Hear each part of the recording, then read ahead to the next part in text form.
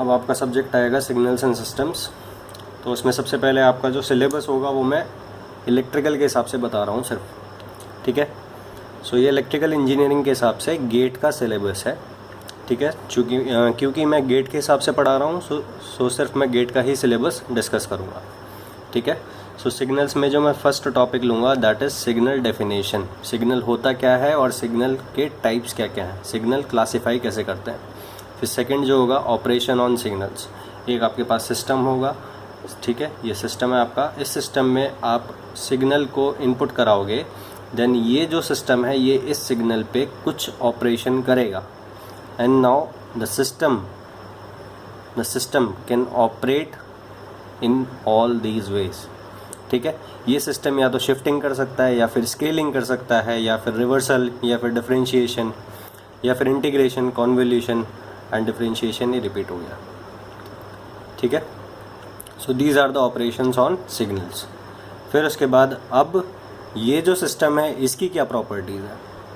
Signal की आपने classification भी देख लिया, सिग्नल के ऊपर ऑपरेशंस क्या क्या हो सकते हैं, पॉसिबल ऑपरेशंस वो भी आपने देख लिया। बट ये सिस्टम की क्या क्या प्रॉपर्टी हो सकती हैं। तो फर्स्ट प्रॉपर्टी क्या होगी, the system can be static और dynamic. Second, it can be linear ऑन और non linear. It can be causal और non causal. It can be time invariant और time variant. It can be stable और unstable system, ठीक है। फिर उसके बाद आपका नेक्स्ट जो आएगा topic that is continuous time Fourier series. फिर उसके बाद आएगा कंटिन्यूस टाइम फोरियर ट्रांसफॉर्म, और फिर उसके बाद आएगा लाप्लास ट्रांसफॉर्म। तो ये जो भी 6 टॉपिक्स जो हैं वो कंटिन्यूस टाइम से रिलेटेड है, ठीक है। फिर उसके बाद आएगा आपका, मैं डिस्क्रीट में जाऊंगा, ठीक है, डिस्क्रीट टाइम डोमेन में।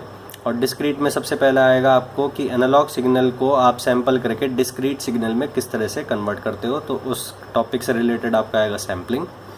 फिर उसके बाद आएगा डिस्क्रीट टाइम सिस्टम्स, और फिर डिस्क्रीट टाइम सिस्टम्स में आपका आएगा जेड ट्रांसफॉर्म। फिर जो बुक्स रिकमेंडेड हैं वो हैं आपकी इंडियन ऑथर में होगी आपकी ए नगुरकानी।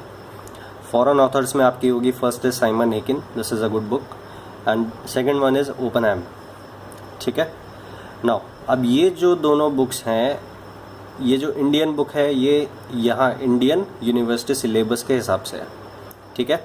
और क्योंकि सिग्नल्स जो है वो ईसीई का कोर सब्जेक्ट है, दैट्स वाई ये जो करिकुलम जो लेगा अपनी बुक में that is according to the ECE syllabus. तो ट्रिपल ई के हिसाब से बुक नहीं होगा एंड गेट के हिसाब से भी नहीं होगा, ठीक है। ऐसे ही फॉरेन जो होगा वो फॉरेन पैटर्न के हिसाब से है, जो वहाँ का एजुकेशन सिस्टम होगा, ठीक है। सो ये सिर्फ रेफरेंस के लिए है, ये भी ईसीई का, क्योंकि सिग्नल्स ईसीई का कोर सब्जेक्ट है, इसलिए ये भी ईसीई के पैटर्न पे होगी, ठीक है। अब जैसे कि ये 2 टॉपिक्स हैं, ये जो टॉपिक्स हैं ये ट्रिपल ई के सिलेबस में नहीं है बट ईसीई के सिलेबस में है, बिकॉज ईसीई के लिए ये ज़्यादा इंपॉर्टेंट सब्जेक्ट है, ठीक है। हमारे लिए बस इसके बेसिक्स पता होना सफिशिएंट है, ओके। सो ये ध्यान रखना कि ये जो बुक्स हैं ये काफ़ी वास्ट सिलेबस होगा इसमें, because these are as per university pattern, और अंदर जो that is according to ECE, ठीक है। आईआईआर फिल्टर, एफआईआर फिल्टर और बहुत सारे टॉपिक्स होंगे इसके इन तीनों बुक्स के अंदर, ठीक है। बट जो मैंने आपको टॉपिक्स बताए हैं उन्हीं टॉपिक्स की रेफरेंस आप इन बुक से ले सकते हैं, ठीक है। उसके अलावा आपको कुछ नहीं करना है। फॉर प्रैक्टिस आपने टेस्ट सीरीज़ ज्वाइन करनी है, टेस्ट सीरीज़ में जो भी आएगा वो आपको सॉल्व करना है, ठीक है। उसके बाद आपका जो ऑब्जेक्टिव बुक्स हैं वो देख सकते हैं आप। और फिर उसके बाद गेट में जो ट्रिपल ई के हिसाब से वेटेज है डैट इज़ 7 to 8 मार्क्स, ठीक है। एंड जो क्वेश्चंस होगा वो जो है क्वेश्चंस जो मोस्टली होंगे, जो नॉर्मली रहता है वैसे इजी रहता है, बट 2017 का जो एग्ज़ाम मैंने देखा, ठीक है, उसमें ये जो है सिग्नल्स जो है वो हार्ड आया था, ठीक है। फिर जो एक और चीज़ है वो है कि अगर आपका जो मैथमेटिक्स है दैट इज़ वीक, सो ये जो है टोटल मैथमेटिक्स है आपका, सिग्नल्स जो है दैट इज़ टोटल मैथमेटिक्स। सो अगर आपका मैथ्स वीक है सो आप इसको एक सेपरेट सब्जेक्ट इसको कम इम्पोर्टेंस भी आप दे सकते हो अगर आपका मैथ्स वीक है तो।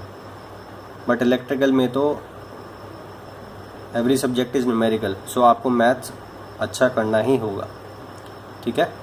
You need to make your maths strong.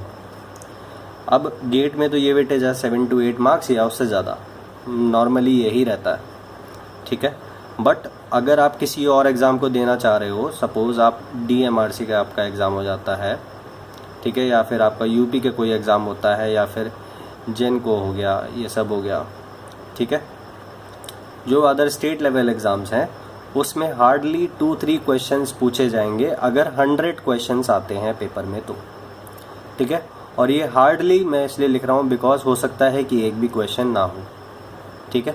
अगर ECE का एग्ज़ाम हो रहा है तो ECE के एग्ज़ाम में काफ़ी क्वेश्चंस आएंगे, बट अगर EEE का एग्ज़ाम है तो EEE के एग्ज़ाम में सिग्नल से रिलेटेड क्वेश्चंस नहीं आएंगे, कंट्रोल सिस्टम से रिलेटेड क्वेश्चंस आएंगे, ठीक है। मोस्टली कंट्रोल सिस्टम हो गया, आपका कोर सब्जेक्ट हो गया power electronics, power system, electrical machines, measurement हो गया आपका।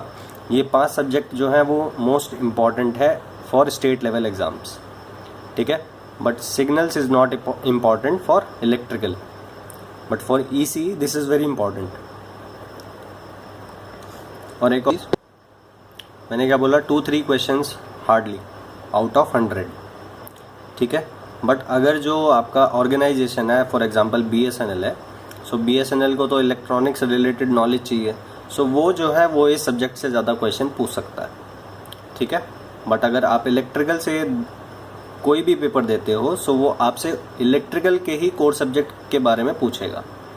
ECE का पेपर दे रहे हो, then analog and digital is very important, ठीक है।